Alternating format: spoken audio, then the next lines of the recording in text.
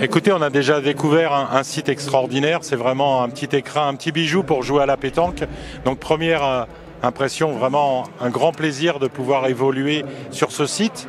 Mais comme on a vu là ce matin, la Belgique est en train de batailler pour battre les Hongrois. Le Danemark vient de s'imposer 13-12 contre la République tchèque. Donc comme quoi, même les petites nations arrivent à fournir un très beau niveau et ça devient de plus en plus dur. Bon, elle se démarque, je ne sais pas si elle se démarque, on a eu chaud cette première partie où on menait 7-0 contre la Hongrie et on a finalement gagné 13-10.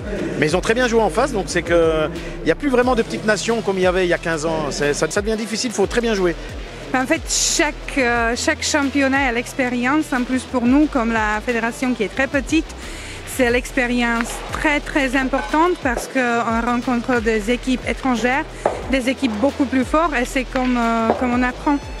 Alors vous savez, en France, nous avons presque 300 000 licenciés, mais il y a 5 millions de pratiquants. En tant que président de la fédération, je pousse à ce que les gens viennent à l'intérieur des clubs parce que la pratique sportive se pratique dans les clubs fédérés. On peut prendre conscience aux gens que la pratique loisir peut aussi se faire au sein d'un club dans lequel on va payer une cotisation et le club va grandir, va avoir des structures. Parce que ça, c'est le maître mot de ma gouvernance. Et moi, je pense qu'avant de parler de professionnalisation, il faut parler de structuration.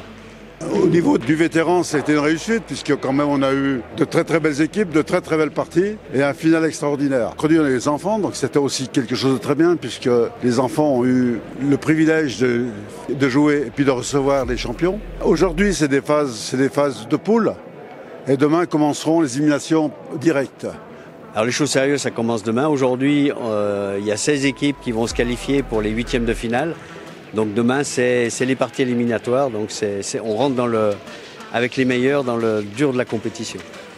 On est en train de démarrer maintenant la deuxième championnat d'Europe. Ici, les triplettes et même de tir de précision. Je pense que tout le monde est au courant que normalement, les favoris, c'est bien la France. Par contre, il y a des autres nations qui sont très très fortes. Par exemple, l'Italie, l'Espagne, Monaco, qui veulent bien remporter aussi les médailles d'or.